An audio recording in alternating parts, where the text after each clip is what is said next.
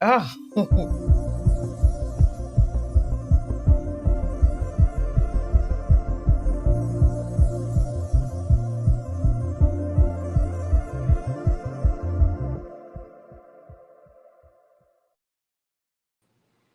Oh, what's good? What's good? Happy Wednesday. Happy Happy Wednesday. Wednesday, Scorpio Moe, and welcome to another edition. Oh my God, my Atlanta people are still calling me as though I am in Atlanta. It is 2:03 here in Sardinia, Italy. But we're here. We are here. Dating Diaries is here. How's your week been so far? It's excellent. I got 4 days off in a row. I'm super happy. I know you are. I know Um, you Good. Well, it's Wednesday. Feels like Friday for me, but are. it's Wednesday. Happy Wednesday. Happy Hump Day to everyone. To you, Crystal, as well. Did you Yeah. get some rest? Let's get to that. I did. I took a little bit of a nap Okay. before because, like I mentioned, for anybody just tuning in, I am in Sardinia, Italy, and it is 2 o'clock in the morning here. But it was really important for me to be on with my people. So we are here. We are here. But yeah, it's 2 o'clock. But I took a little bit of a nap. Um, and so I'm feeling good. I'm feeling good. I will tell you this, I have been on this, I've had a rough year, right? You guys know from listening that, I've had some family changes. The family moved in. There's been a lot going on. I met a sister, a long lost sister. It's been a lot of things that have been a little stressful. So I have not been taking care. I've not been getting my normal workout in as I usually do, right? Or as I did before. This year, I've been just really neglecting that. And can I tell you that Italy has made me pick it up again, which is a great thing. I'm getting my steps in because, we walk. It's a beautiful thing, though. It's beautiful. Sugar Pie is here with me. I forgot about that. Okay. Sugar Pie, can you say hi to you? Y'all see the baby is she's locked out Hold on. there. I just got you. Done took away from my kids. Yes, I had to take her away from the kids. Yeah. See, what had happened was Sugar Pie needed a girls' trip. Me and Sugar Pie needed a girls' trip, and the babies are of age to where they're no longer nursing. And my mom has adopt is the temporary caretaker for for the babies. And so yes, where's the Jew? Sugar Pie did say F them kids. She is in Italy living her best life. Hey Valerie. Hey Valerie. Yeah, What she's up, she's man? living the best life. She is having a ball. Can I tell you, everybody in Italy, well, in Sardinia that we meet loves Sugar Pie. She was the best travel partner. She probably knows Italian. She is having a good time. She's living her best. See, she says she ain't getting up. She's chilling. She's tired because we've been walking, getting our steps in. So I got to just take this back. When I get back, I got to, keep the same active lifestyle because it definitely makes a difference. I think I told you last week when I got on for the first time last Wednesday. Um, so I've been here over a week and a half. Um, that where I'm at, Sardinia is a place, it's called a blue zone. Mhm. And what that means is that people live to be well over 100 here because the lifestyle is so healthy. The food is so much healthier than the food that we eat, back in America. um, they make everything fresh. You can tell the difference. Everybody has a much more active lifestyle, and there's no smog. I mean, it's a very different place. So I think that's something that we have to take into consideration. If you make small changes to your life, it can definitely improve that. And I'm learning that firsthand here. It's called the blue what? A blue zone. We need a blue zone over here. Lord have mercy. It cannot. There are only six in the world. And Wow. those are places that are this, between the air quality, the food. Like you can't have a lot of preservatives or anything like that. You guys, even the ketchup tastes different here. It doesn't have that high fructose corn syrup. Like I have no idea why America's trying to kill us, but it is. It is. It is. The powers that be are. And there's a lot happening over there. I did my Fox segment yesterday, and I did it from here, which was a lot of fun. And we talked about Kevin Costner. I talked about Tiana Taylor and Aaron Pierre. What do you think about that couple, or do you think about that couple? I don't. I forgot about it until today. Earlier, I saw something where he was considered. They was considering him of playing the new James Bond. I don't know about that. I don't know about that because of I know there was conversations or people were trying to put Idris's name in the hat. Yeah, I remember that. And then I looked at the picture because they had a picture of him in the article. Mm-hmm. Like they might because he's lighter. Mm. And, Hold on, you're right, Michelle. There are 5, not 6, 5. Because the first one said 4, and then one of the guys that I'm here with said no. There's 5, so it is. There's 5 blue zones, and she named them Okinawa, Ikaria, Greece, Loma Linda, which is in California, Sardinia, Italy, where I am, and Nicoya, Costa Rica. Absolutely true. Thank you for that. Okay, so Aaron Pierre potentially as James Bond. yeah, that was what the article said. And there was nothing they said he put out, but could be somebody's his publicist just trying to put it in the air. I don't know, but so it was that, and that was the only thing. And then I've been thinking about her because, like a lot of you, I did see Straw, and yeah, I did too. Can we talk about it for a hot second? Yeah, let's do it because it actually plays into what we're talking about today. Okay. It actually, today we're going to be talking about the Black family. And I think, with this show, we talk about dating, but to me, most people are dating, with the purpose of either, being in a long-term relationship or a marriage, creating a family. So I think it really goes to that. Today we're going to be talking about, our topic is, because one of our viewers, I can't remember who it was. If it's you, just let me know in the comments.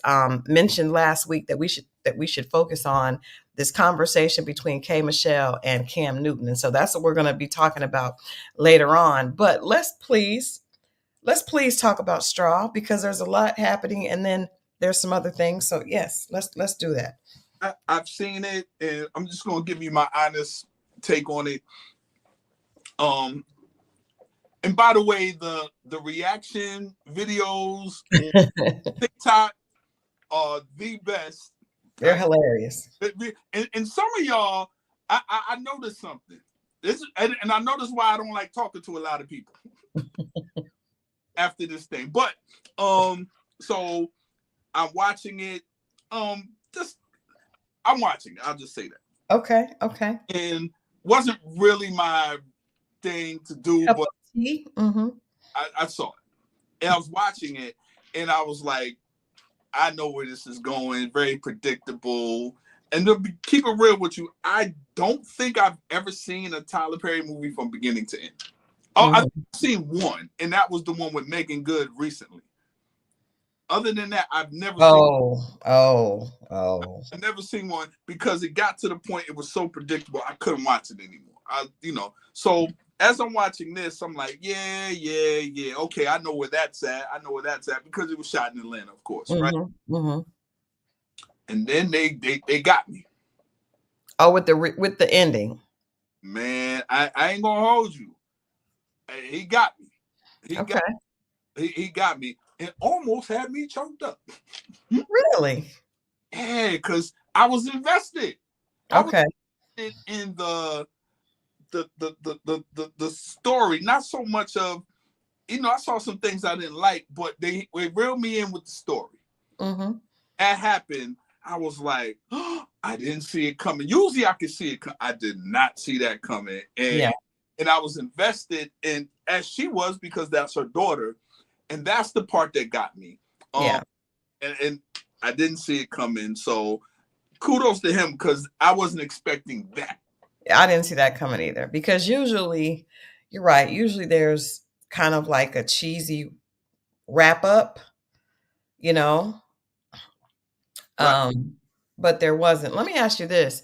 I guess one of my issues with it is Naomi said she loves Straw. The movie was not predictable. She agreed with you saying it was, had the surprise ending. One of my issues with Tyler Perry films is that there is always so extreme. It doesn't feel believable. So I you know, it's one thing we know that there's a lot of times that somebody gets done wrong or but it just seems like it and maybe it's he does it on purpose to try to make you feel for that person, but it's like in Diary of a Mad Black Woman. A lot of people's husbands cheat on them, and a lot of people's husbands, get with another woman and they're okay with letting you go. But to the point that they're like pulling you from the home physically, kicking you out the door, like it seems it goes to an extreme. So in the beginning, I almost turned it off. In fact, I did. I stopped it and I went back and watched it later because the landlord, the boss, the school, it's just, and then even how, and this will have spoilers for anyone who has not watched it, put us on mute or something. Um, but it just had too much happening within a short period of time, and then the way that the robbery happened didn't feel very.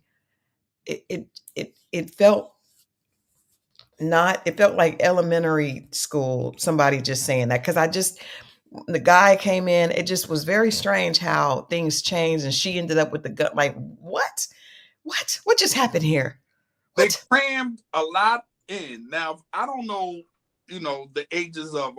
Hopefully, some of y'all remember this. It should be a thing called the after school special, Yes, yes. and it was very after school specialists. Yes, I thought I messed that all up, but yeah. that's what it felt like to me. It was a lot crammed in because they used to like cram in a lot in 30 minutes. It was, yeah, I don't even think it was 30 minutes. I think we got right in there, and it might have been between at the 20-minute mark. We were like, girl, your life is It whew.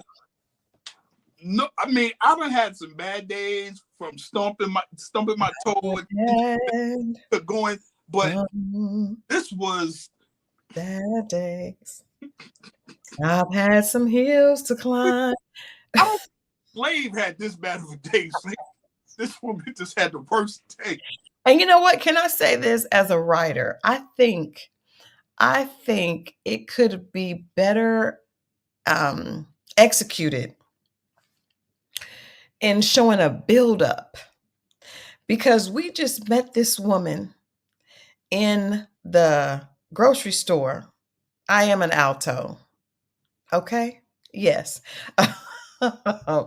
But yeah, we just met her, and then all of a sudden, like if I think there's a thing called character development, and if Mm, you can develop the character so that we understand that she got to a boiling point. We just met her, and this all happened in less than a 2-hour period, and it just was a lot. And I think what the point of it was to show that she was, this was the last straw, but we didn't see the buildup. We were just thrown into a day full of that years of frustration. that part. It wasn't like where was the daddy? Like like Where, like where, tell like where was her family? right. Who is she? Where did she come from? How did she end up there's no character development here. What was the real? I don't even know what the baby's real diagnosis was. What exactly? How did we get there? I would have loved to see her learn about her daughter's illness and then how to take care of her. We Great. Right. Yeah, Right. And this was Netflix, so it's not like you couldn't do a 3 parts. You did this in three. You see what I'm saying? 3 episodes. It's intentional, or even just one done without being rushed, right? But again, Because y'all spent too much. You could have took that time you spent in the bank and spread it out. spread it out. And actually, you could have shown flashbacks during that time if you wanted to. If you wanted to just focus on that, you Like, could have you could have shown flashbacks of her learning, because I really want to understand. I do want to say this.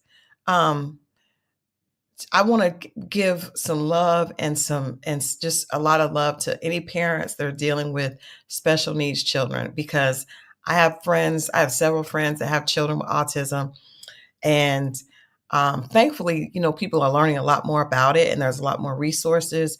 But that can be overwhelming, specifically if you do not have help, right? Even with help, it can be overwhelming.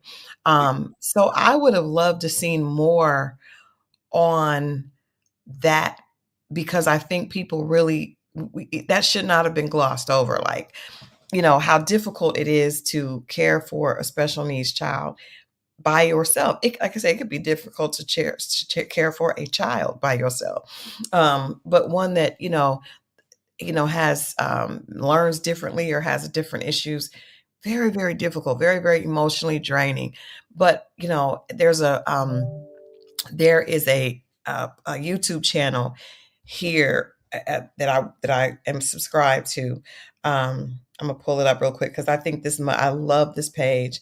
The little girl's name is Miko, and her mom is so patient, and she shows the development and everything that she does with Miko, and it's just a beautiful page. Not to get off subject, but I'm just saying that is something that really should have been delved into, because the psychology of a parent that's dealing with a special needs child by themselves, we didn't really get to see that.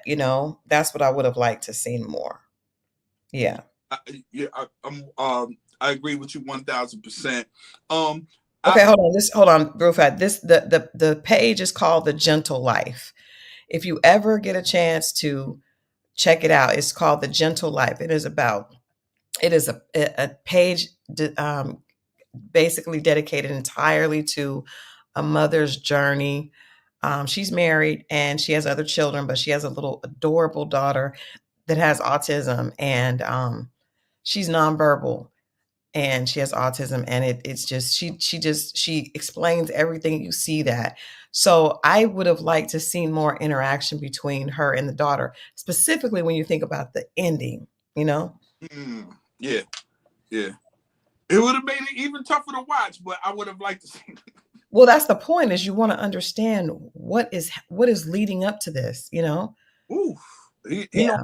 he almost let one fly, boy. It was. Woo, I was like, what? Tyler Perry got this, and shout out to him with the hey man, this man will with the Sinbad thing and cameo.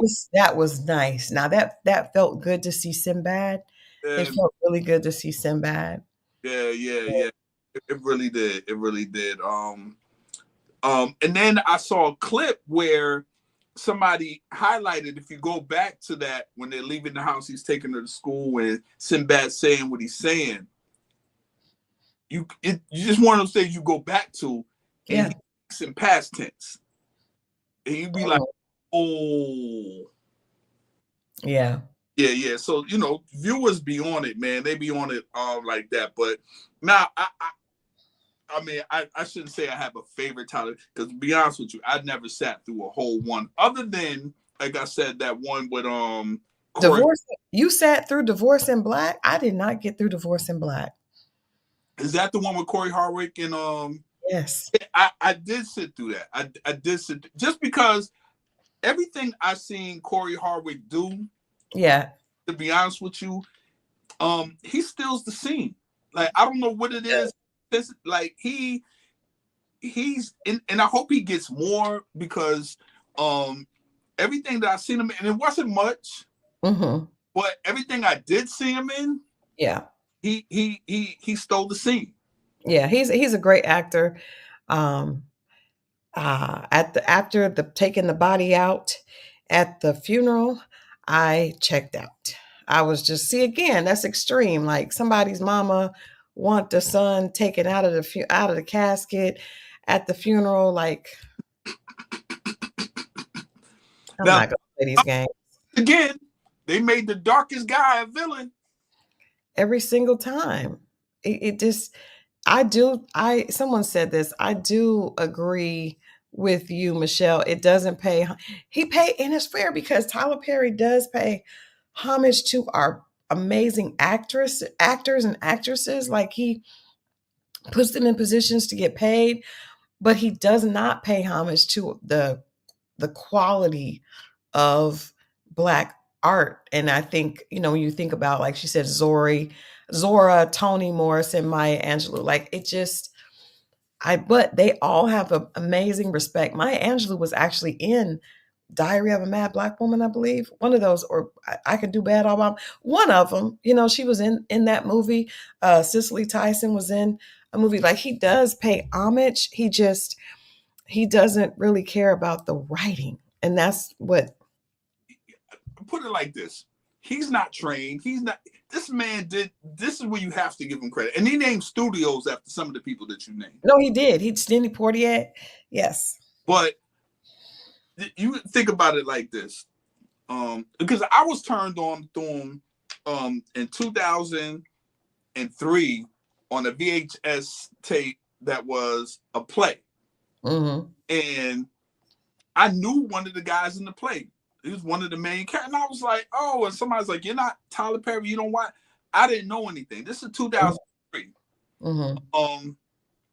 It blew my mind, and to see the progression, like he's self-taught. Yeah. No, you got to give it to him. Now, we do want to, well, let's get through the conversation about Straw, and then we'll take a little bit of a sidebar to address some other things.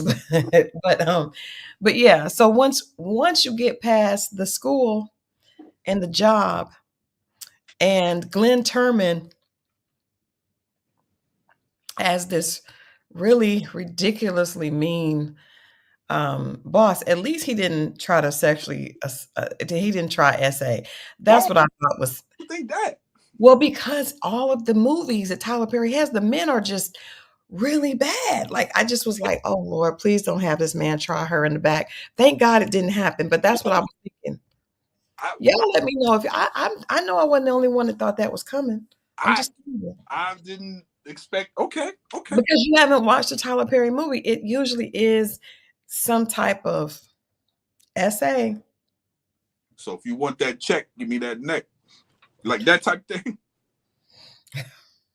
That type thing. Yes, Mo. Yes. Maybe not quite like that, but yes. Yes. Yes. I thought that was coming. I'm so glad it didn't. I'm so glad it didn't. What did you think of Sherry Shepherd's? I thought she did a great job. Let me tell you something. Sherry Shepherd did an amazing job. I wasn't sure, but until once the back to the bank and that whole thing, they were in there. She was walking her through. I was like, yo, she really, really did. She did. I didn't like that other teller lady though, the little young girl. The little pretty one, but that also was not that felt real because it would be thank you, Mimi, Love is Mimi. She said, I thought the essay was going to happen. I'm telling you, there is a formula to his, and it always involves that. It always does. I didn't know. A lot of times. I didn't think she acted that well, to be honest with you. Who? The other bank teller. The little pretty teller.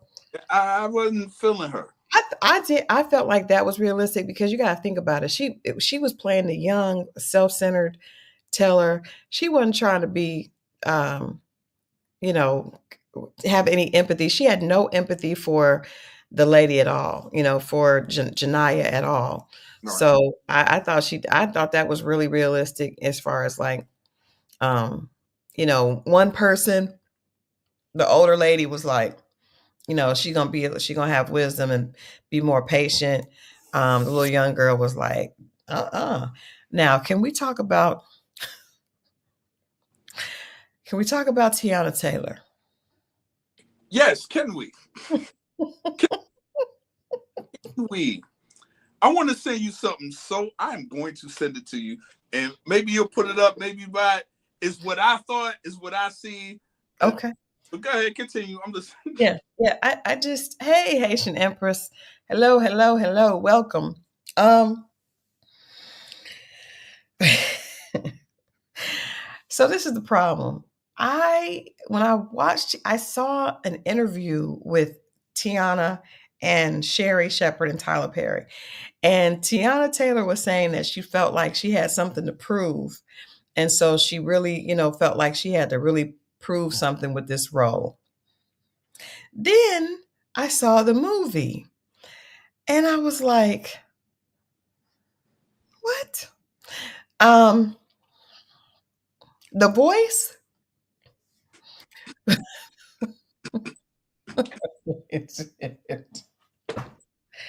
When she was doing the negotiation, I was just like, Now that wasn't realistic to me. Didn't like it. I hated it. I didn't like it either. Um, Even the conversation between, oh, I don't want to put this up here. Now, wasn't me. I just thought the make something was going on with the with to me. I know they want me to put it up here. They want me to do it. Y'all, Mo, our good friend, our good sister. Come on, what did y'all think of her portrayal of the officer? Know who I would have liked to seen to play that position? To be honest with you, Who? and y'all not going to expect this, but give that to what's old girl name? The Vivica Fox. I would. Tiana, I didn't like her in that role. This is the only thing about that, though, and I can see that, like old school Vivica. Right, well, Yeah. but maybe that's what I mean. I'm looking at old school Vivica. My bad. Yes, old school Vivica. It's telling me I can't do it. It says, let me hold on. Let me see. I don't want to do that. I don't want to do it, y'all. You don't have to do it. You don't have to do it. It's cool. But I was going to do it on something. I think the people want to stay. They like the foolishness that Mo brings. And I did see this. You're not the only person that sent this to me. I did see this. Oh, I know, but that. A few other places. But yeah, old school Vivica, yes. It just even let's before we even get to the negotiation, her and I know I've known the actor that played her partner for a while. Mm-hmm. He lives in Atlanta, very, doing this thing. Kudos to him. But it just didn't seem realistic. How did she know all of those things from just She's not old enough to be that good. She can't be that experienced. He was like, well, maybe this is just a lot on her, and maybe she had this, and this. And I was just like, what? She Where was is she coming? Where is she putting this? Where is this all coming from? Where is it coming from? Now, there are some things. The wig. The wig. Can we talk about the wig? Let's do it. Tiana is one of them people, to me, that looks good with short hair.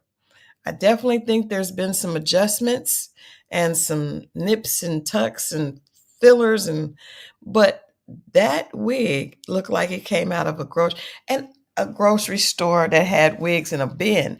And the thing is, I don't know if Tyler Perry is doing this on purpose, because he is notorious for bad wigs. His set is notorious. You guys remember in the one with Mekhi Phifer, with the wig from the when he was like this with the cigarette. I saw a snapshot of that. Yes, I saw. Everybody that is in a Tyler Perry movie has a bargain basement wig. And Tiana don't have to do that. Tiana chose that because I just feel like her character didn't need to have that wig on. That wig, it didn't have no part in it. It was taken over. And then when I watched the TikTok videos of people walking like her, she was walking hard in those polyester slacks. I could not. Was she supposed to be a stud? I'm asking. I don't know. That's what I'm talking about. The wig from A Fall from Grace. That is, but no, not just the wig from A Fall from Grace. You guys know when he put that lace front on Shamar Moore, those cornrows. Y'all remember when Shamar Moore was the bus driver, and he had, or was that Boris? It was Shamar Moore. No, Boris was the bus driver. He always has a light skinned man as the handsome fella. But he put the braids on Shamar Moore, and I was like, this is not right. It was she said she looked like a $45,000 a year earner trying. Now, I'm not that probably is true to form with some of these detectives in Atlanta, but she just how was she figuring out the case with no clues? That part. She's better than Columbo, Kojak, all of them. Matlock, everybody. You know what's funny though? You just said that. Maybe she was in Atlanta.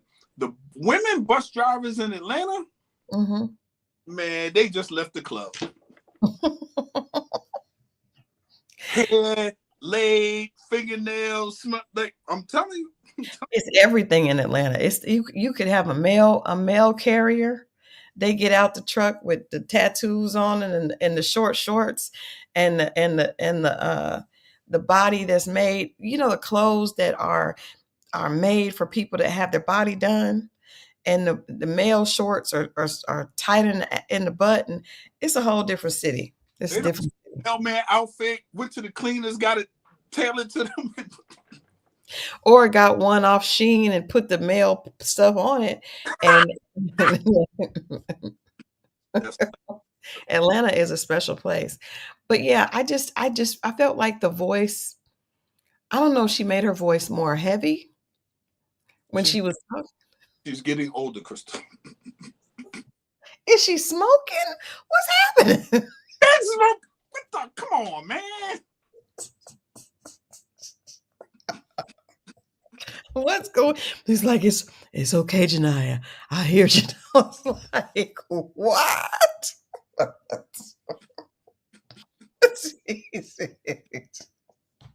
Janiyah, it's me and I. She's like, who did it? Who did it? Which one? I could not. I was like, what is going on? It is deeper than the males. Then when the guy came in, and the little things irritate me because I'm a writer. So the fact that her chief kept saying, "Do you want to take over now? Do you want to take over now? you want to take over now?" Every other second, the man said he didn't want to take over. And then when the new man came, the FBI came and did take over. He was so hateful. It was just a lot. I don't know. Let's push past. It does sound like her voice sounds like she has a heavy diet of Black and Miles. It does. It was just like, oh my God. This is not soothing at all. I think when you need a mediator, you want someone that has a soothing voice. Yeah. That wasn't soothing at all. They have an affirmation voice. If you listen to affirmations, how soothing, that's how they are. That's not what that was. That ain't what that was. Janiyah. So overall, I thought Sherry Shepherd did a good job. She did a lot of lip quivering. Yeah, she did. And I wanted to get back to her family. I did too. And I did, I was a little taken aback when Janiyah asked, "Will you take my daughter?" I was like, man, that's rough because Sherry was on some bullshit. She wasn't going to. That's my take. I said, Sherry just trying to get through it. She ain't want that, baby. She ain't going to do it. She didn't, because she had like a perfect little family. That's rough. That was rough. I was like, what? So she was just gonna say whatever she had to do to get home, to get back to her man and her babies. I Right. don't know. My Siri would not sound like Tiana Taylor. First of all, that is not soothing. That sounds like Black and Miles and a black coffee, no cream, no sugar.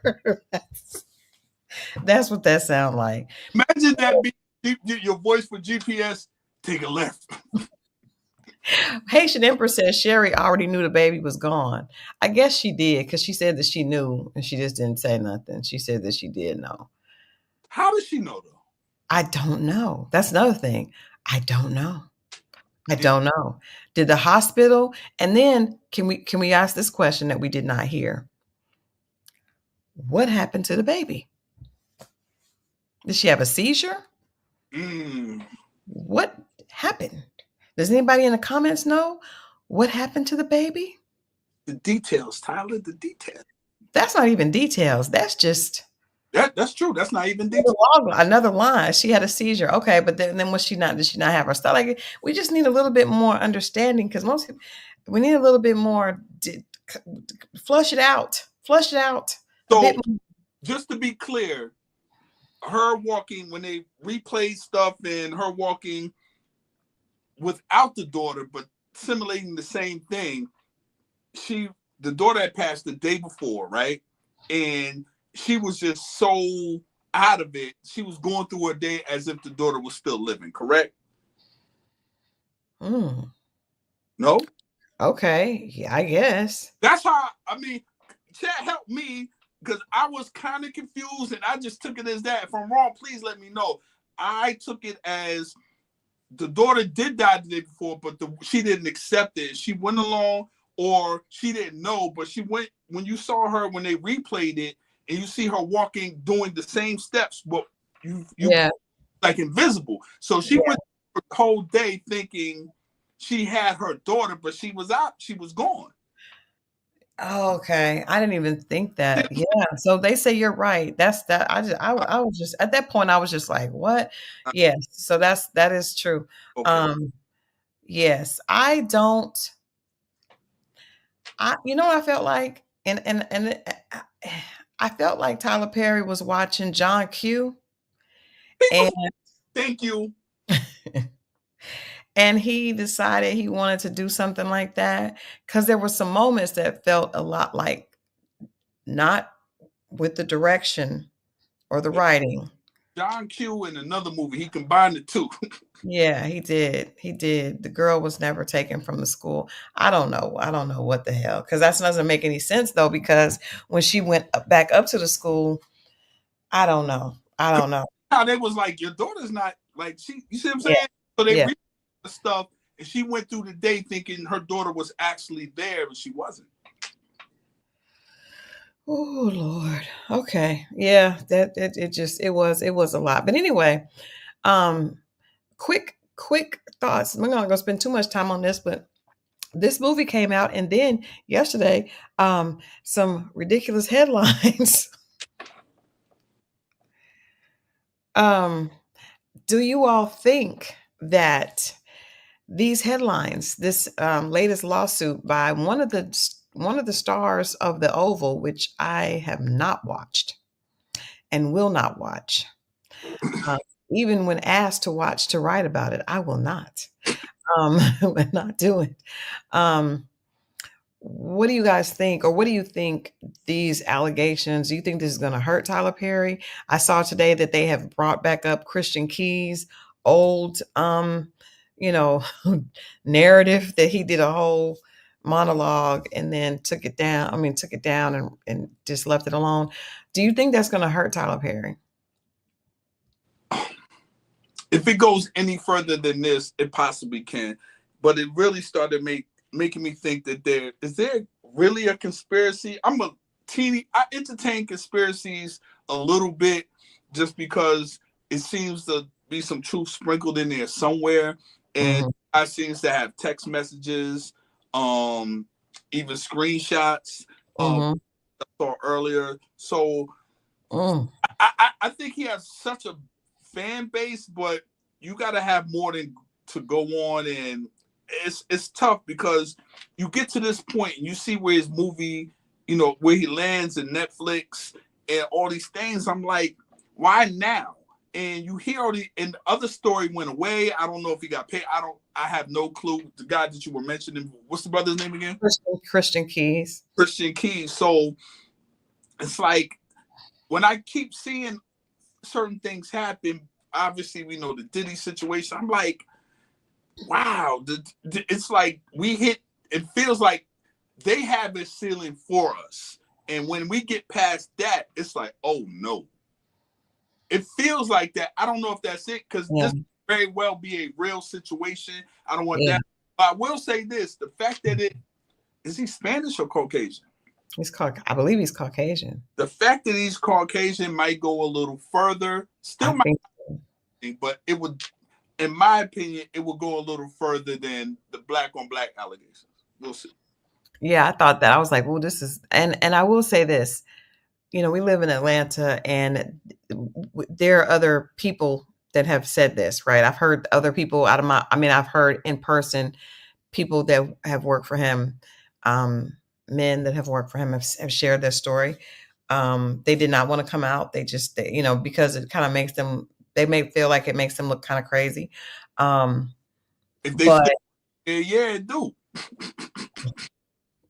That's well, but yeah, it's you just, I can't don't know. make you This look. is my thing, and this goes into our discussion for tonight. Like, I hear a lot of people say there's a conspiracy, right? And I think two things can be true. That's one of my favorite lines, because there could be people that want to take you down. But if your behavior is doing things that will allow you to be taken down, then whose fault is, which came first, the chicken or the egg? So if like if you rob a bank and somebody else robs a bank and you get caught and you're like, well, they robbed a bank too and they haven't gotten caught, that's not really a defense. That is a distraction, but it's not really a defense. So I think when agreed, Haitian Empress, if you are doing things that are illegal, right? Because let's just be clear. I'm so, it makes me so irritated to see people saying that, like when the situation with Diddy, people, he hasn't done anything wrong, but be freaky. No, you are not supposed to use your business to pressure people to be intimate with you. You're not supposed to use your business to um to leverage sexual favors from people that want to be successful. That is wrong. It is illegal to do. It is illegal to get in a position of power and to use that position of power to not even SA, but to make sexual advances based on the fact that that person could be fired or could be let go if they don't, comply. That is illegal.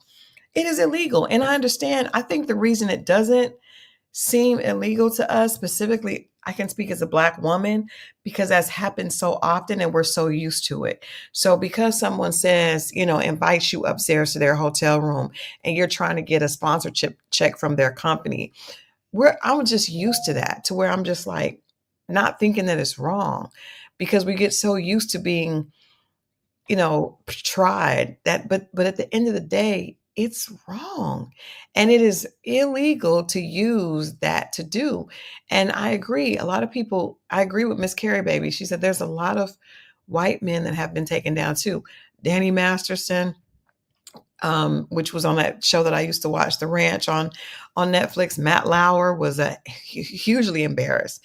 I mean, huge anchor, very popular. You Matt, know, Yes, obviously, Harvey Weinstein. There's the Abercrombie and Fitch people. They were white. Like it just now our community may not care about those people, so we may not have a conversation about Danny Masterson. But Danny Masterson was on one of the biggest, most successful shows on Netflix. When they ended the show because of him, they ended what happened is he got brought up on charges. They killed his character immediately, and then the entire show had to end because it just wasn't the same. So yeah, we can't. I like I that. don't like. That's a great point. I would love to see you do a piece on that, because Yeah. the fact that you're even saying it now, and I'm going, this is not like a I just to be honest, I didn't even think of it like. I mean, I thought of it, but just glossed over it. But now that you're saying it, and I'm hearing it, coming in, Mhm. oh, that is true. And Yeah, I think it's not about color, it's about awakening, and I think it's more gender driven than anything. I think there was a time when powerful men were doing all kinds of things. We've all heard about the casting couch, be it in the movies or in music, and so many things have happened that were just people turned a blind eye to. And I think with all the social consciousness now, people are no longer turning a blind eye. And there's social media, so you can find people to help you. Back in the day you couldn't.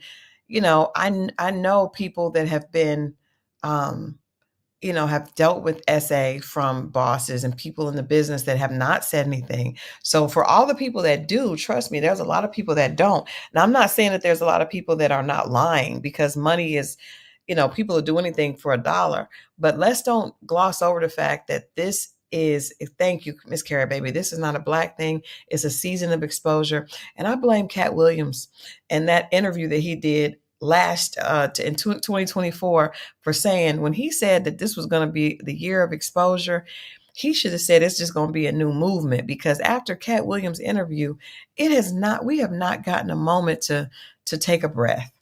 We have not. I, if anything, I want to highlight. I don't want to blame him. I want to listen, Well, man. no, I mean, I was being facetious, but I was being silly. But yeah, he definitely set the tone for the fact that this is a season, and what is done in the dark always comes out in the light. It just may come out in the light years later, because I'm not going to lie, the Diddy thing, I'm still shocked that this all came out. But it was even more sad is that so many people knew. Oh man, I just never thought he was going to get caught. They knew all this was going on. This is But crazy. let me ask you this, and especially in that case, like the people on the sidelines that kind of know, or they know, they know Mhm. it's a sticky position to be in. I would assume, just Mhm. if nobody believes you and you're out of a job, especially if if the victim themselves don't step forward. Mhm. I would assume that you're in the tough. This is your livelihood, and this is right or wrong, and this is the person that it happened to.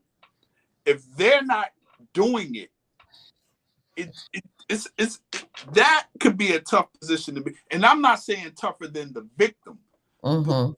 they would need support from the victim, or the victim to step forward and then support the victim at Yeah. least that part. But for them on the sidelines to step forward first could be a little tricky. It can be tricky, but sometimes the victim is just not strong enough. I forgot Kevin Spacey, huge, huge Oh, but he got like, you screw. but no Screw. statute of limitations on certain things, and it, Mhm. it's real sticky with this. And to the victims, I feel, I mean, it's got to be tough. And even in like the gall is a man, or it could be a woman, but we're here in these situations of men, so I'm gonna stick with that. Like, I don't know how you could be comfortable, be like waving the check and be like, look, I got this check. Oh, And I mean, they're very like comfortable. the fact that you're comfortable with that is Mhm. is is crazy to me, that you would Mhm. hold something over someone's head. And but I don't want to say devil's advocate, but I don't even, you can't even say that, because what I was going to say was, if someone is on to you because they're attracted to you because you're in this high position, Mm-hmm. right? And they come on to, they're flirting with you, they're coming on to you. And I've been in, not that high, but been in the position of a little power, and I'm seeing somebody flirt with me. Now it's like they want to get bumped up. You know, you be like, could I use it? And I don't see how you could be like, yo, let me, yo, if you really want that, then you need to show me or whatever. A lot of men have no problem with that. I, Lot possibly women as well. I think power, like Juju Goddess said, is the thing. It's like when people get power, it can be a very invigorating and like almost exhilarating type thing. Yes, House of Cards was a great show. House of Cards was amazing. And Kevin Spacey was a huge powerhouse actor. But anyway, we don't want to spend too much time on that. We could do that on another day. But tonight we want to talk about, as we get ready to go into the second hour, we want to talk about the Cam Newton and K Michelle interview, because a lot of what we're talking about is kind of in there. So um, L. Jackson 52 said, "Notice our black men are bringing down other colors, but our black sisters are not protected at all." Um, and I do agree with whoever says it sounds like Revelations to me. That's exactly what it sounds like to me. Tina, definitely sounds like the Book of Revelation. All this stuff, Iran and Israel, it's a lot going on. That it's definitely that way. But that conversation, I appreciate the people in the chat that said for us to look at that conversation, because I feel like one of the things that we have on this channel is we have a male perspective and a female perspective, right? So and we're friends, so we're not afraid to be honest with each other, because it's not like there's any ulterior motives. So I just want to have a real conversation about some of the points that were made. I pulled a couple of clips for us to talk about, but I want to kind of give it context. So because the clip I did not pull was K Michelle basically told Cam Newton that she does not that she dates outside of her race. She said, "White men love me." She said it a few times. "White men love me. White men love me." And I do know that for a lot of a lot of women have started to date outside of their race. It became like a trendy thing, right? With Eve, Serena. And I know K Michelle on that horrible Queen's Court show, she was dating, outside of her race as well. So I think because she started out by saying that she dates outside of her race, a lot of people couldn't receive the message of what she was saying because of what she had led with, right? But I want us to just focus on the black man and black woman conversation as opposed to who's dating who.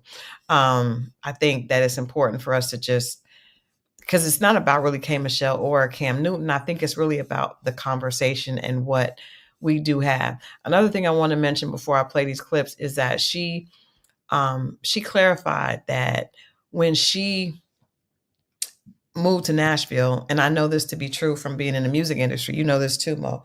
In Nashville, people always try to say, well, black men talk about black women in their music, but other races do it too.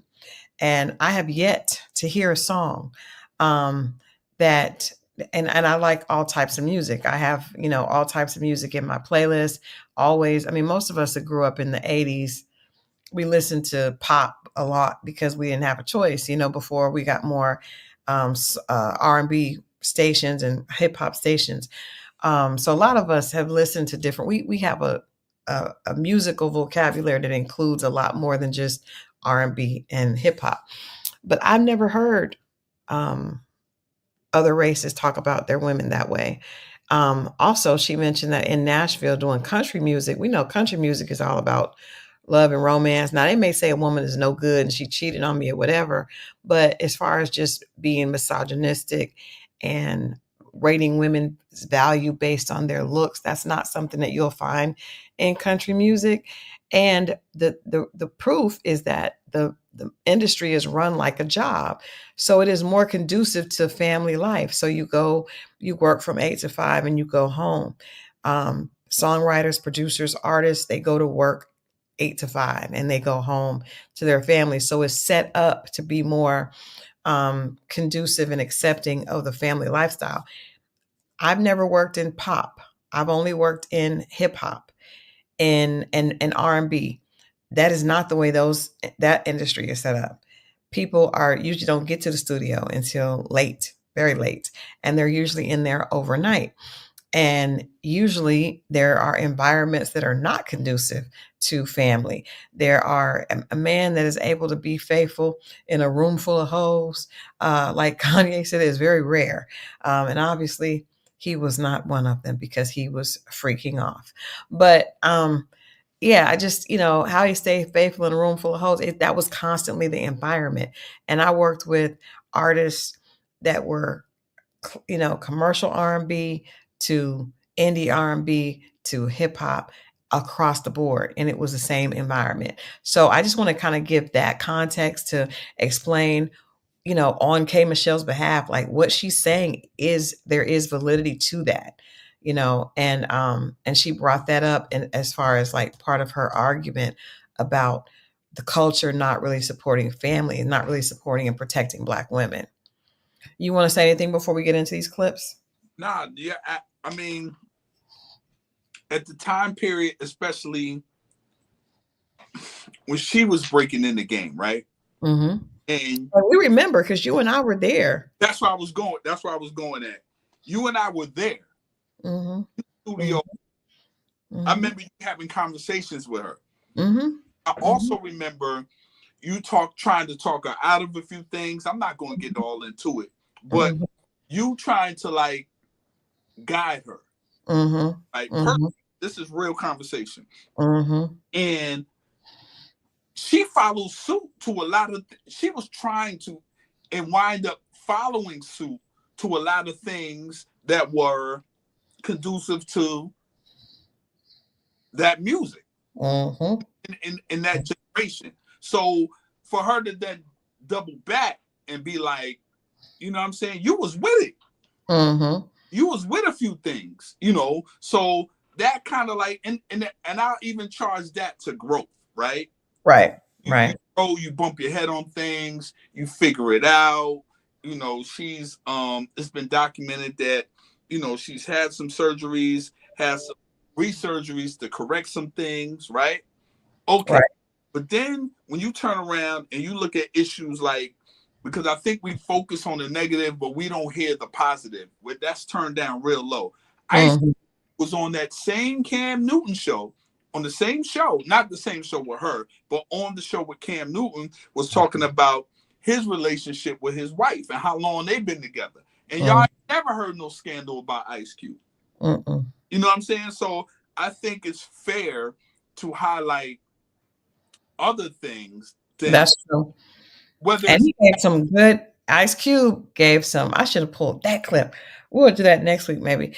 Because he gave a great interview and basically said, of course, I didn't want another man with my wife. So I chose to do, he was just, and it's very, I think unfortunately it's very rare that we hear a Black man say that. And I'm only saying Black men because I've dated outside my race, but I didn't want to. I prefer to date a Black man, but I'm only saying that because that's who I date. Like you want to hear men take accountability for family, and that's not what we often hear. I'll play this first clip, and then we will talk about the interview. Right now, in your dating and having kids. Every situation that I've ever been in. Hold on, that's the second clip. Okay, do deserve a 2-parent household. The reality is that's just not how it worked out. Now, the guilt in me feels that. You have a guilt? When you hear it, there can be a guilt that happens. It's like you create broken homes. I can't do nothing about that now. But what I can do is try to make my wrongs right. I do that by showing up constantly. I have certain things that I do with my children specifically that's our thing. But what about now and having new kids and creating? Is that a goal of yours? And you don't have to answer to anybody. No, ask the question that you're asking. You want me to ask you a real question? Please. Go there. Okay. Well, I did see that your significant other now is having Another one. Is your goal to create? I think everyone would like to know, is your goal right now to create a 2-parent home for your child that you already have and your new child? Is that the goal? Because you do skate around that. From everything that I've watched, you do kind of skate around that. Is the goal? What is the ultimate goal?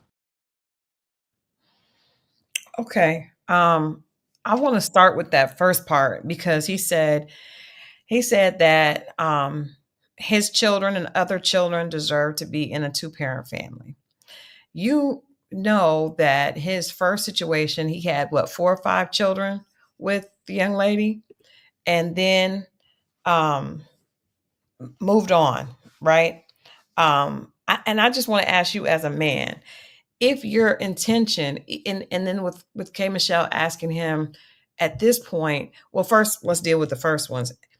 He said there's guilt, and then she said, do you feel guilt? And then he kind of backpedaled. So he didn't necessarily say, he said there is guilt, but he didn't say that he felt guilt about it. And he also had multiple children with this woman without marrying her. And I believe marriage was kind of held as a carrot over her head. And then for this situation, to me, the easiest way to answer that is not to answer, it's just to do. So if you really don't want to create broken families, marry the woman that you're having children with. Why is that not an option? Okay. I'm gonna start with the first one first, right? Mm-hmm. Now you see me give K. Michelle grace at first when I was talking about conversations you and her had, Mm-hmm. and you know what I'm saying. But men aren't, especially men with money, aren't given that same grace. Mm-hmm. Like, you know, we're confused. We don't know what we want to do. We like them, but I don't know if I want to be with them. But the baby's here. What do I do? Men get lost in trying to figure it out as well. And there's room for growth. So I forgave Michelle. She doesn't need my forgiveness, but I understand. Like, you're trying to figure it out. You make a decision, but you don't really know. You're still developing, right? As a grown person, there's a development to getting grown, and there's a development at being grown, and that kind of thing. So you understand that, and there's these pressures, these babies, and doing the right thing. But in a brother like his position, when you hear the stories of the guys before you, right? Feel a little safe. I would assume you feel a little safer not going all the way to be taken to the cleaners because he's not playing anymore. And I don't know if people know this, but that stuff doesn't get the money doesn't go down. It doesn't get reduced to because now you're no longer making. That's how a lot of them get in trouble. It's like, hey, they were making this, but now they're not making it no more, but they're still held to that money. And if you don't have the money to fight that or get it that, it's very hard to get it reduced, you know, because it's based on what you were doing. And you're not doing that anymore, but you still owe that. So it's that pressure. But I honestly believe that, to me personally, I think it was, if you weren't going to marry her, very irresponsible what you did with, I don't want to say, I forget her name, because I used to follow her way before Cam Newton. You know what I mean? Yeah. We talked about her. You and I talked about her. Yeah, when she had a regular job and she was living in Florida, where she's from, West Palm, whatever. So I just feel, to me personally, I think the fact that that happened and you weren't willing to take it to the next level is irresponsible to me. You did the first one, but it's crazy to me. When I seen her pop up, I was like, yo, that's real? And it was like, yo, she's really, I was like, I shook my head as a man. I'm like, Cam is young, but he ain't that young. I think we see the big stature, the way he played in the NFL. Cam is still a young dude. And I'm not excusing that. I'm just saying you have the wisdom, and I know you heard the stories. So to me, even though you're young, there's still no excuse. They teach you certain things as a rookie in all these sports, especially the NBA, all the black sports. I'm just going to say what it is. And they tell you certain things about how to move. And you can think that you can outshake it. You're better than that. You got more money. And this is how you feeling at this time. But once you get kids involved, that time is way longer than you think it is. Right. I think it's irresponsible of him to keep doing that if he's not going to do that with that woman. Because marriage isn't always the goal with men. That's the problem. Okay, so that's where I want to focus on right there, because we can talk about child support, we can talk about alimony and divorce, but we haven't explained, like, if you don't want to pay child support and you don't want to pay alimony, then why are you having children? He has 8 children, right? So 8 children with 3 women, and he's 36 years old. So that's not young. That's grown, right? And he's been he's been successful for a while, but he has he has 2 children with an ex-girlfriend. He has a bulk of children with an another ex-girl. I mean, all these different women, and he's married none of them. So to me, he did not take accountability in that conversation. I just thought about something though. What would marriage change? The fact that he's really locked in, it'd be harder to get out. What would marriage change in his situation? To me, didn't want to the intent. Why are you having children with a woman you don't want to marry? Why? Why? So to me, if you don't want to marry her, if you're not sure that you want to marry her, then why are you having children with her? Because real talk, children hold you. You're 18 years. You're gonna have to deal with that person regardless. If you get married and don't have children, you may never have to see that person again in your life. You don't have to interact with them at all, right? But if you have children with somebody, that what you're saying right now, that right there needs to be pushed more. We don't, on this side, we don't hear that enough. But why are y'all making that decision? No, isn't that common sense though? No, it's not. Jesus help us. It's not. That's what I'm trying to tell you. But Mo, it gotta be, because if you have this many children, why do you want to have children with a woman that you don't think is good enough to be your wife? Why? That part. That's what, we're talking about, Tammy. We're talking about Cam Newton. That's what we need. And maybe we don't need women to say it. Maybe we need men to say it. But 1000% right. But that's not pushed from man to man. And when we hear from a woman, we take it different. But what you're saying is 1000% right. But we don't look at it like that. We look at it from a point of, dog, if I don't want to be with, and I marry her and I had this, we think it'll be even worse. And it probably will be, but we got to go back to, well, why even have a baby with her? Okay, let's say it was because the slip up or whatever you want to call it is on both ends. Can't slip up 8 times. Huh? No. Let's just stop. No, you can't. But my thing is, dog, after the first time, this one you can tell the dude ain't that bright. I don't care. Or he just doesn't see the problem. He doesn't see a problem. He is in this new relationship and he is doing the exact same thing. I'm gonna play the second clip, and then we'll get more into that. Right. Right now in your dating and having kids? Every situation that I've ever been in, I thought this was the last one. Okay. So to answer that question, do I plan on moving on after her? No. Okay. The plan has always been, even with the first, the second, the third, is like, nobody goes into a situation and But say, you know, okay, you've never said that.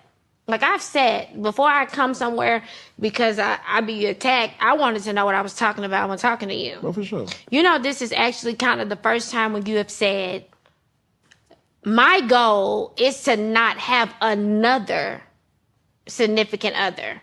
You know, like, really say that. Well, let me say it. Okay. My goal has never been to have multiple significant others. Okay. It just worked out like that. So when I say my wrongs to the world or to the stereotype of what a household should be, it has always been screwed up. Can I ask you a question? Yes. What do you think a household should be? I think there should be a male presence and a female presence in each household, because there are certain things that a man or a female should only or can learn specifically from a man. Yeah. And then there are certain things that can only be taught from a female. I'm glad you played that clip, because that's a real thing. I don't know if women think that every situation we go through, we're just going to be here. He's right on that. But it comes off to me as one of them dudes, every chick you get with, you fall in love. No, I'm sure he's gotten a lot more than those 3-4 women.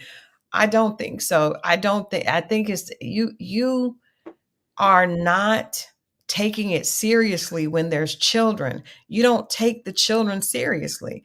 It's not, you didn't think that, because guess what? If you thought that was going to be the last one, you would have married her. You would have married her. And that's what K. Michelle's asking about Jazz. He's mentioned in numerous interviews, that he's not sure if this is if what this is, or what she's. Anyway, I'm not even gonna get into her. She's out of control. Stay on that, because you're right, and I think this is one of the differences between us. And I think that, and this is what men can learn from women.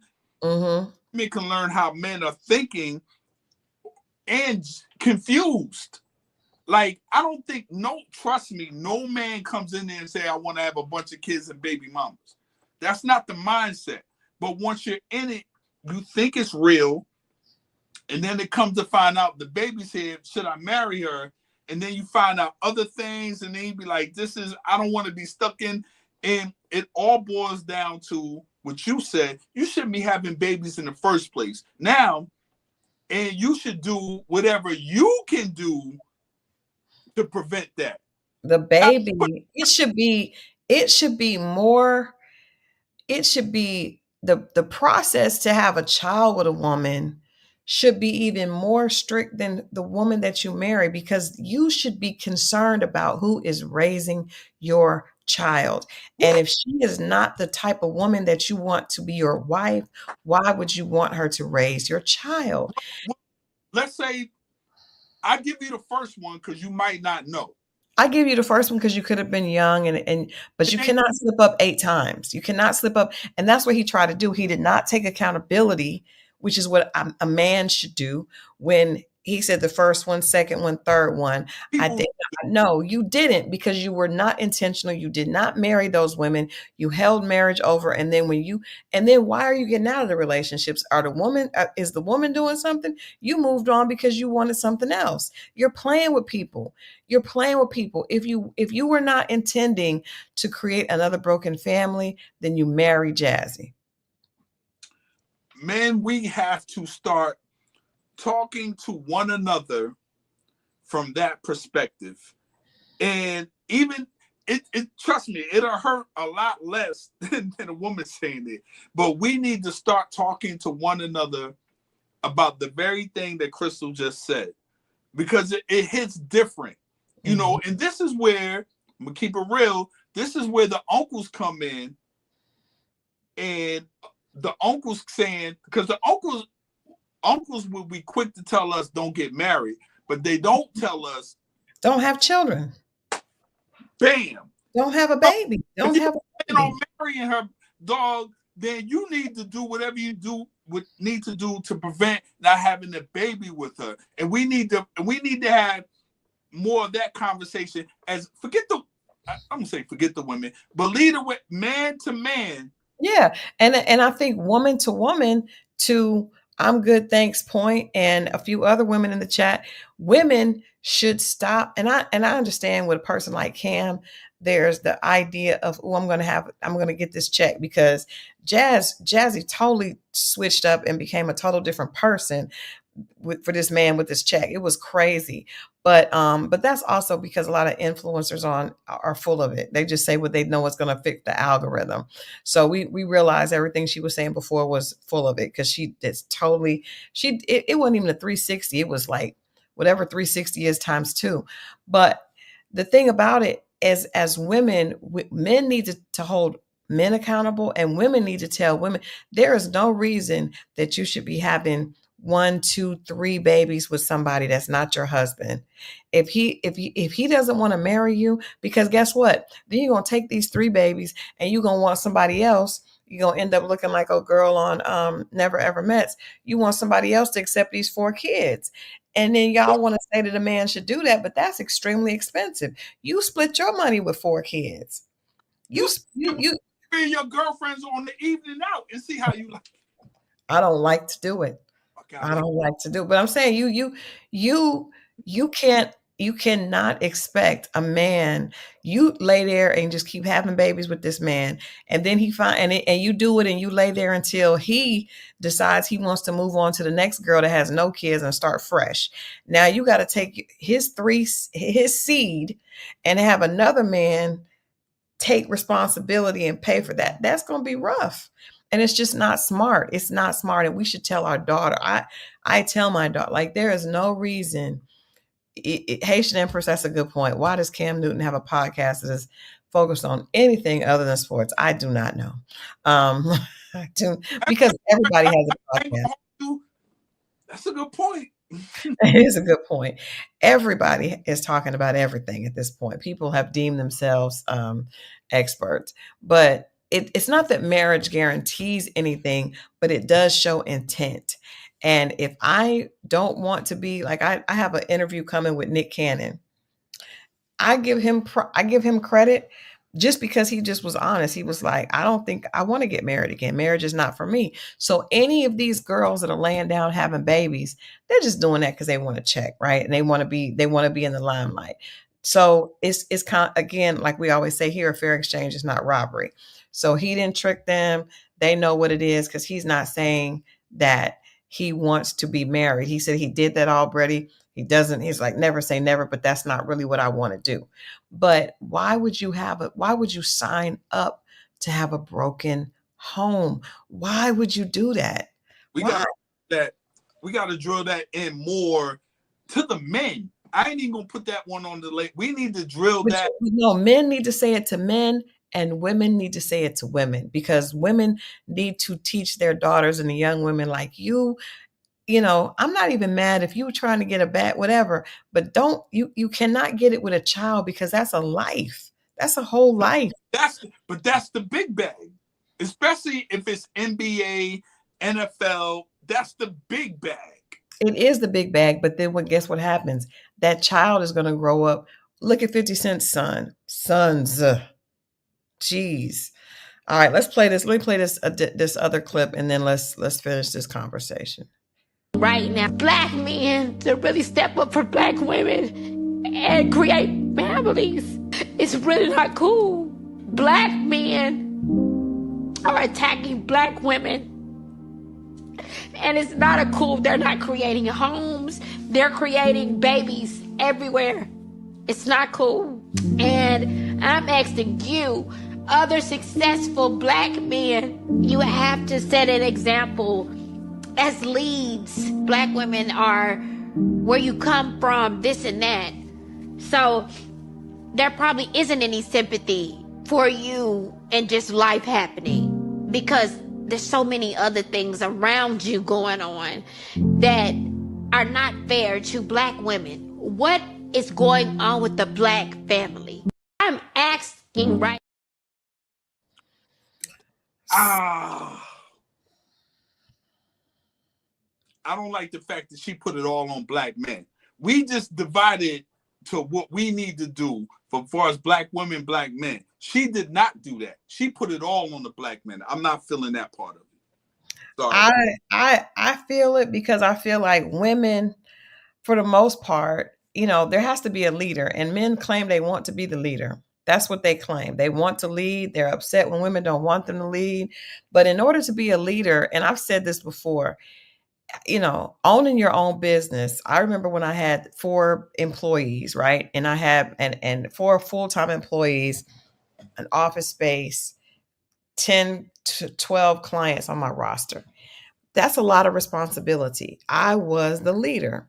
So when you are the leader, you can't be the leader when it's cool, and then when payroll comes, not want to be the leader. No, you got to be the leader all the time. And being the leader means you take accountability if it's right or wrong. If something happened and a client was upset, they weren't going to fuss at one of the girls that worked for me. They were going to fuss at me.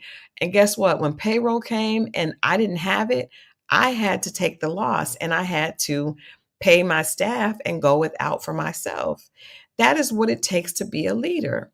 And I think a lot of men, that's why a lot of women don't respect men as leaders, because they don't want to do the hard stuff. They only want to come in and say, do what I say, submit to me, do. But it's like, okay, well, if you want to take that role, being the head of household, being the leader takes all the hits. It's rough, right? But you have to stand up and you have to do what's right, even when the other person is not. If in my company, that I was the co-founder, the founder and the creator, right? I'm the leader.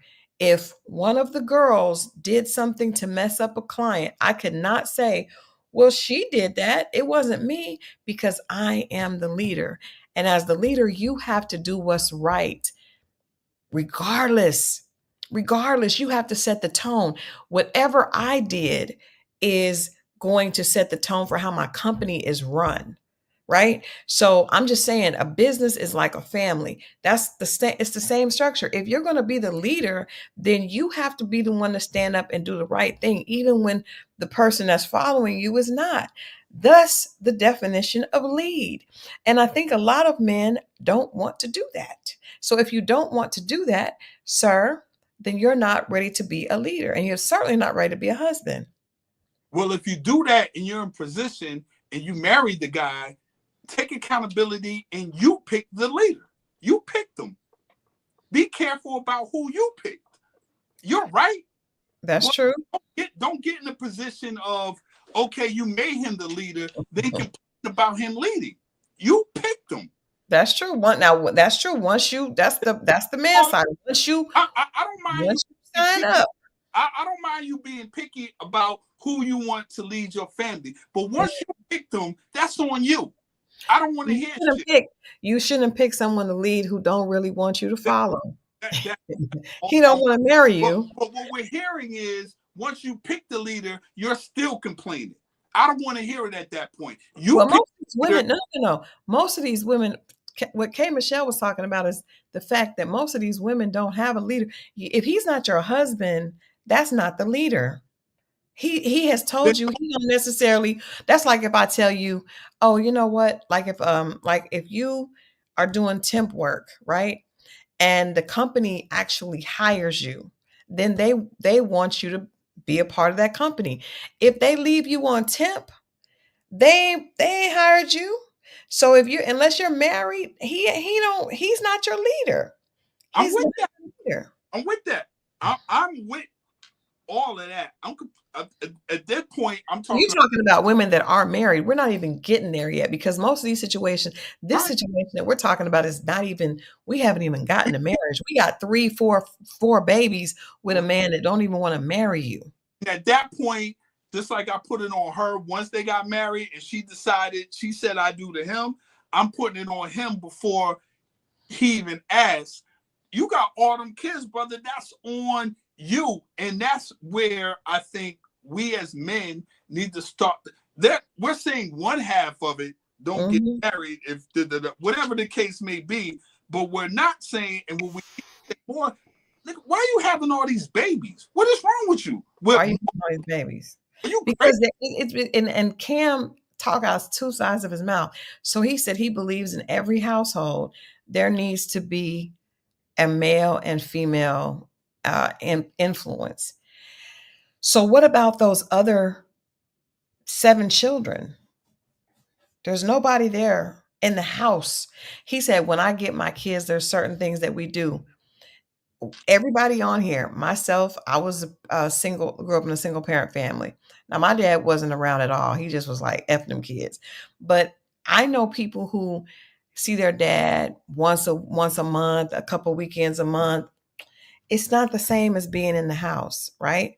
It's not the same. So if you believe that in the house there needs to be a male and female presence, then why did you not do everything that you could to create that for your children? And you don't have 8 by mistake. You just decided you were going to do what you wanted to do.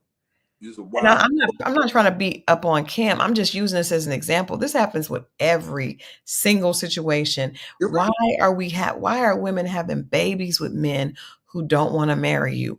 And then on the other hand, why are men claiming, oh, she ain't this and she ain't that, but she's your child's mother? What is 50 cents? I give you one baby, but once you keep having multiple babies by the dude that ain't that or the woman that ain't that, that's on, man, please, I wish I would. And then it's like, what did you expect? This is a woman that you did not deem respectable enough to marry. And now, like I said, in 50 Cent's case, you sitting up here with this girl has been called onto the stand. And I said this in Grace and Gossip because it just irritates me. And that's why I feel what K. Michelle was saying a little bit. Black men, they got to have something that's not necessarily, that doesn't look like their mother and their sisters, right? You go out and get that. You got it. What's her name? Daphne Joy. They love her. She's everything. She's Blasian. She's not black. It's so much better. This woman has admitted on the stand to having a freak off with 3 men and Diddy in one night after she had your son. What the hell? What the hell? So now are you mad at her? You mad at her or you mad at you? You know you didn't want to marry that woman. I think it's a little bit of both. He's not going to get up there and bash himself. I think he's already doing that to himself. I think that was probably the reason why he's not with her no more. He ain't just finding this out. He knew. No, but I'm saying the fact that you're picking women to have children with that don't have the characteristics that you would want in a wife is ridiculous, and no one feels sorry for you, sir. Right. He got to eat that. He's the one that said, have a baby by me, baby, be a millionaire. You know? And that's exactly what, actually, she wasn't even a millionaire. She was still going for more money. But the type of woman she was, that's what it's going to be. You know, Floyd introduced her to it. It's a whole big thing behind that. But, you know, he's not with her. He tried to get in front of it early. He knew more information than we did. So when he was calling her a little essay worker or whatever, he knew.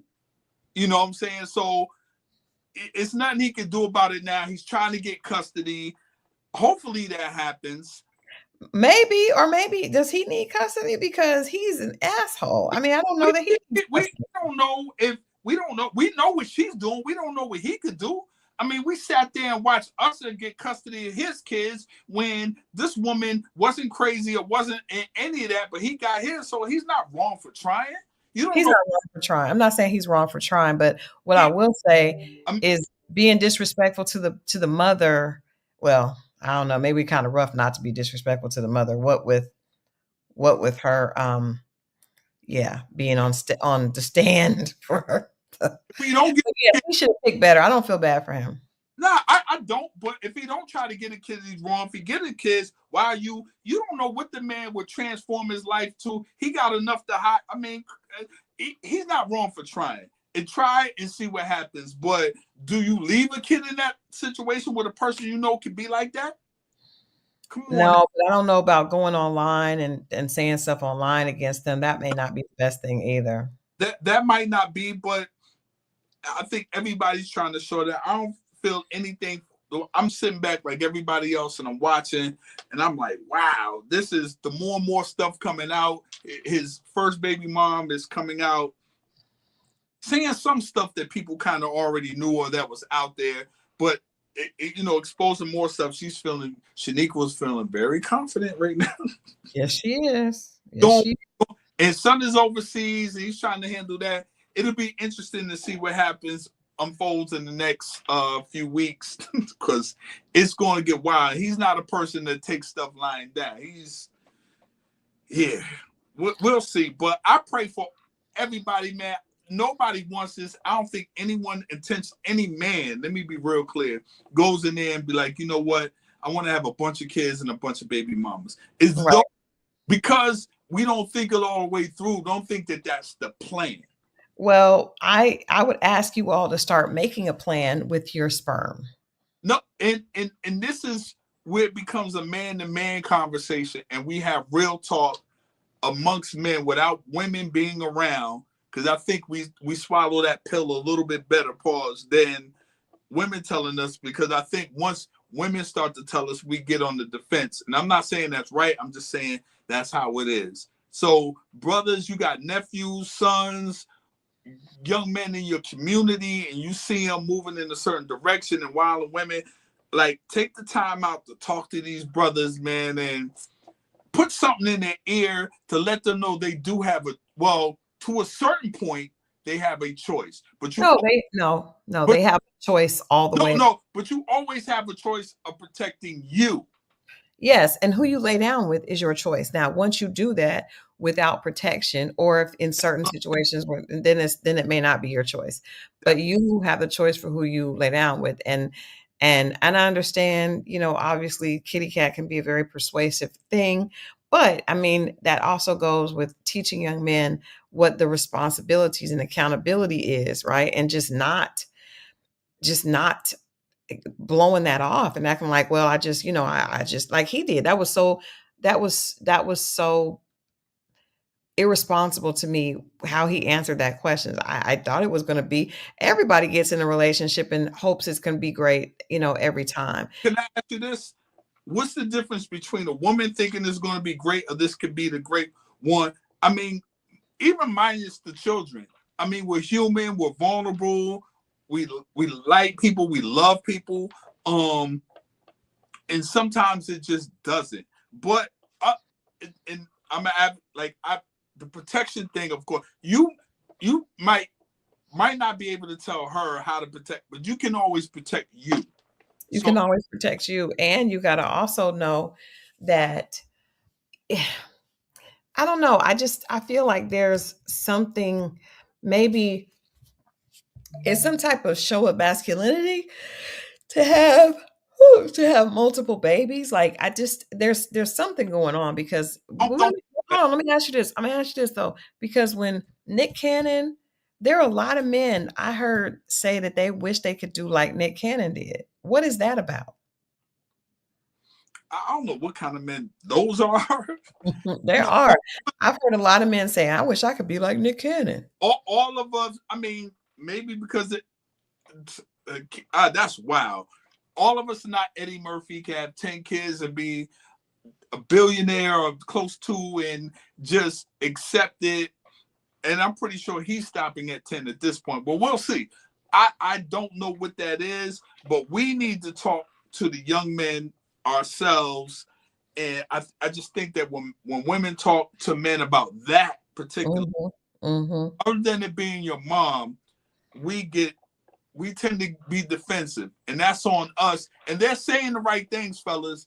But if you need to talk to your uncle, your father, the big brothers in the neighborhoods, but I guarantee you, a lot of these men that are doing it, don't have a man in their life, a father in their life, someone to give them direction, to let them know, yo. And if they do, it's not someone they respect. You can have a man in your life, but if you don't respect him.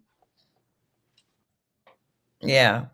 Tony said, Heart Tonio said, my earthly sperm donor has over 20 something children that we counted, never took care of none of us yet. One with my mom, 3 over here, 3 over there, and so on. I mean, obviously my dad, didn't take care of, he had 3 that we know of. I don't know. I just met one sister. I don't know if there's others. But he didn't take care of any of us, and my dad also was raised in an environment that was not conducive to family. And I think I would like to hear you speak to that, Mo, because what bothers me and what I relate to the most, and what K Michelle was saying, is that from being in the music industry, I remember when you and I were in that studio, right? And we were able to see a lot of what was going on with a lot of different artists came through there. It was a very, very popular studio at that time. It just did not at that point seem like men and successful Black men really were big upping their wives. Even the women, even the men that were married didn't talk about their marriages. They were in every chick's face in the studio. And why is that? What is that about? Like, why does our culture not, from the man's perspective, embrace and uphold and uplift family? That's what she was asking. She was right. She was right. Misogynistic, just into women, and it's almost like a badge of honor. We are more celebrated then because no one talks about it. We are more celebrated then than we are with the woman. He's going home to his family. Oh, boo.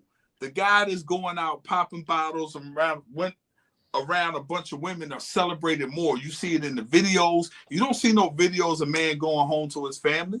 You see the videos of the guy in the VIP celebrated with all the women, pulling up in the nice cars. All these things are celebrated. Mm-hmm. And once we start celebrating family, now what I can tell you is, you're in Italy, the Italians are celebrated. They celebrate family. Mm-hmm. We don't, by the time we start celebrating family, we have grandkids.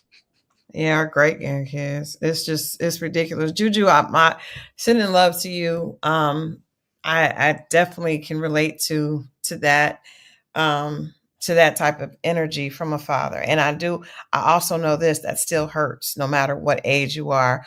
The older you get, the rejection from a parent is some of the most hurtful. Ooh. It is hurtful. And so we're just sending you love. I know.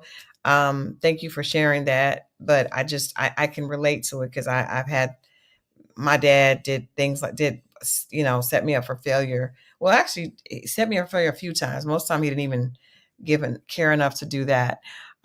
So we just have to love ourselves. But I think when you come from a home where you didn't get that love from your father, and then you interact with men who also are in that same place. That's why for me, anytime I met a man that was not taking care of his children, I would not date them. Not because I know what that feels like, being the daughter of a father who doesn't want to take care of his children. I knew what that felt like. And I was not going to be, I was not going to be a enabler of that. I don't want to be involved. I don't respect a man that doesn't take care of his children, that would reject his children. You know what I mean? But that's what I don't understand with so many women that know how that is, and they will be with a man and not, not care if he doesn't interact with his children. My husband, has 5 daughters, and and he's so crazy about his daughters. That makes me more attracted to him. And the fact that I know he will go broke trying to make sure that he is their hero. And as much as some women would be angry with that, that actually endears him to me because I love the fact that he's such a good father. But let me ask you this. But he's taken. So the men that are available and taking that same action is less than the men are in relationships doing that. I don't know, because I know I've talked to a woman today that is, and back home, not here, because like you said, in Italy, it's a lot about family. People are very family driven here, specifically here, but in Sardinia. But a woman whose man that she's with she does not like his children that he has, his first children from his first relationship. Right.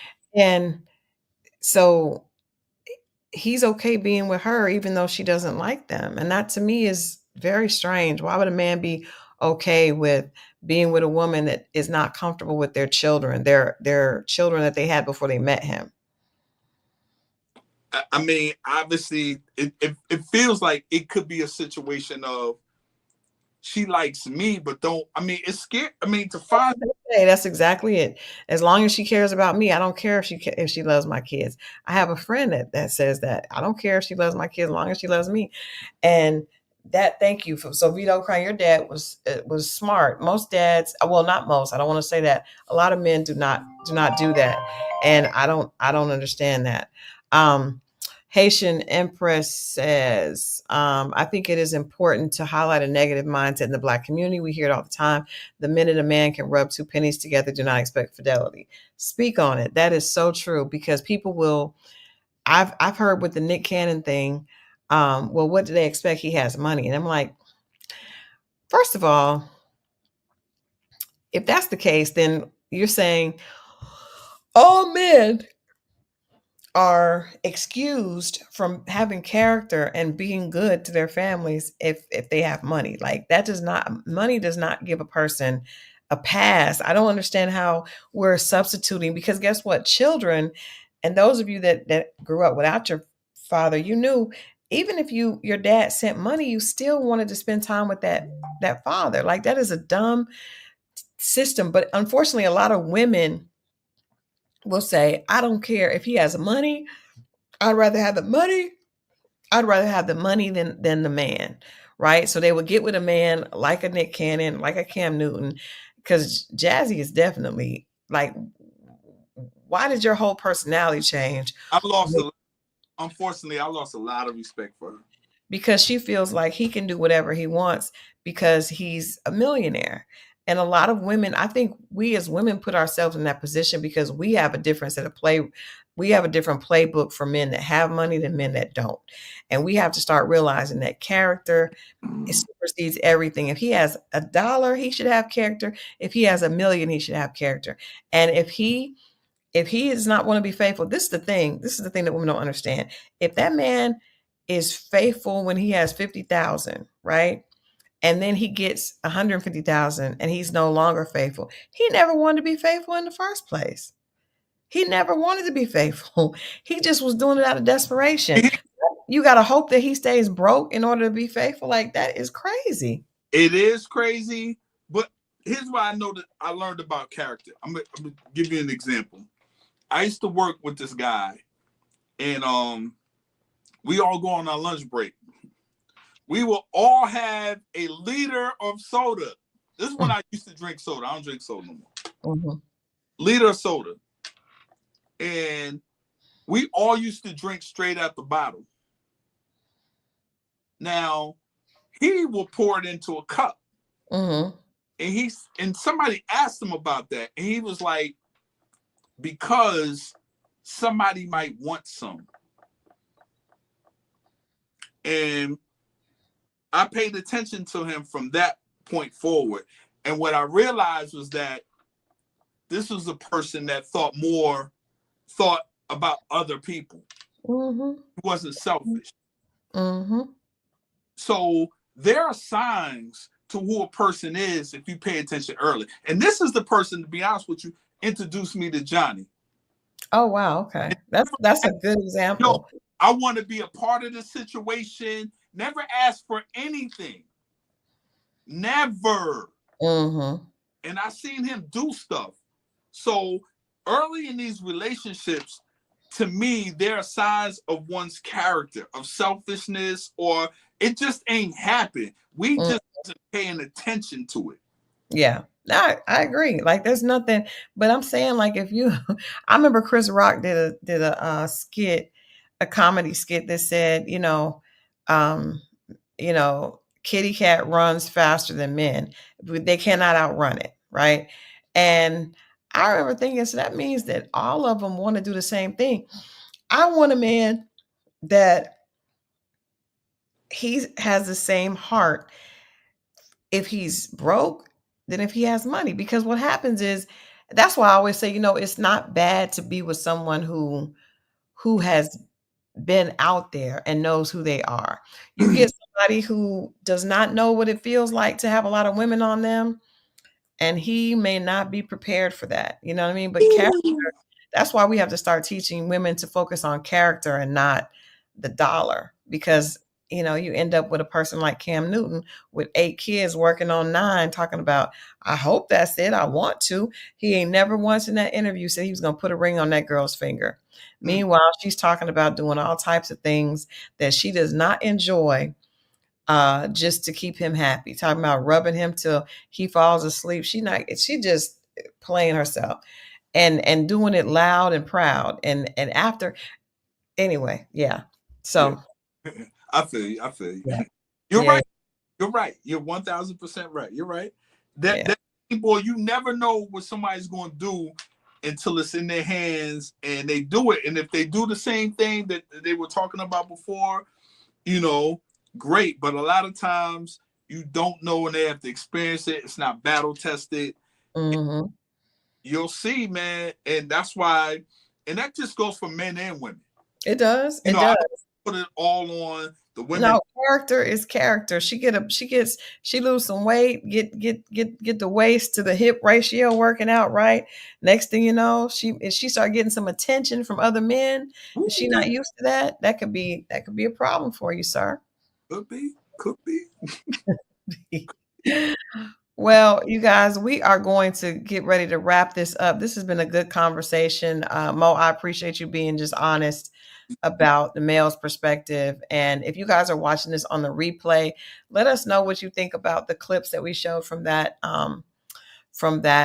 interview with K. Michelle and Cam Newton. Very unlikely pair to have a very unlikely pair. But you got to give Cam credit. He wasn't ducking. I mean, I did. That's the only credit I'm gonna give him. The fact that he was. Still was, but he let her ask the questions. You see? Yeah, he did. No, I agree. I didn't expect him to be willing to actually go there on his show. But yeah, I definitely leave. Well, but he could have just redirected the conversation. I will say to someone earlier that mentioned K. Michelle may have lost all her credibility when later she went on to call Tamar Braxton a coyote. Actually, she didn't, because Tamar be trying it, so I ain't gonna hold her for that. You see it? We'll see. Yeah, Tamar be definitely trying it, and she's definitely gonna. I'm surprised that we haven't seen the clap back. It's probably because of all this Diddy and Tyler Perry. Israel and Iran are fighting. Everybody it's a lot going on in the United States. I just hope I can get back and there's going to be no problem. I did just get to my phone the entire lawsuit for Tyler Perry. And so I will check this out and I will come back and share with you. It's a full 46-page document, so I'm sure there's going to be some. Here we go again. Here we go. Here we go again. And you guys know Friday. Ooh, I'm telling you, Friday is gonna be something. Friday. Let me tell you something. I'm gonna go to sleep for real, and get up for Friday, because we're gonna have a good time. Remember, now you guys come prepared to give your thank you, Hartonio. Thank you for being a part of the XO family. Appreciate that. But yes, the reunion, come prepared to give your best dressed and worst dressed, who was full of it, and who was that. We're gonna go in. We're gonna have a good time. It's gonna be a good show. I've seen some snippets for the reunion. Definitely, you guys want to be here on Friday. Yes, bring a notepad because we are going. When you watch it, take your notes because we need to be able to go over what we think about everybody. And I'm gonna try to get screenshots of everything, but we need to go into because I just know the fashions are going to be giving commentary. They're going to be commentary worthy. All of it, the whole thing. So make sure you're taking notes when you watch it at 8 o'clock. Check in with us at 10 p.m. Eastern. And I, of course, will still be in Sardinia. I will be here until the 30th, out here working on a project. Very thankful. It's just absolutely beautiful out here.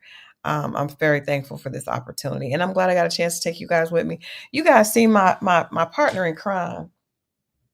She is knocked out. Of course, it is 3:52 here, so I guess she said I ain't playing. Okay, I'm not hanging out with you. I'm going to sleep. But I love you guys for watching. Mo, I appreciate you. And yeah, I'll see y'all on Friday. Friday, y'all. All right, y'all have a good one. Make the rest of the week a good one. We love y'all. See y'all Friday. Friday. Peace.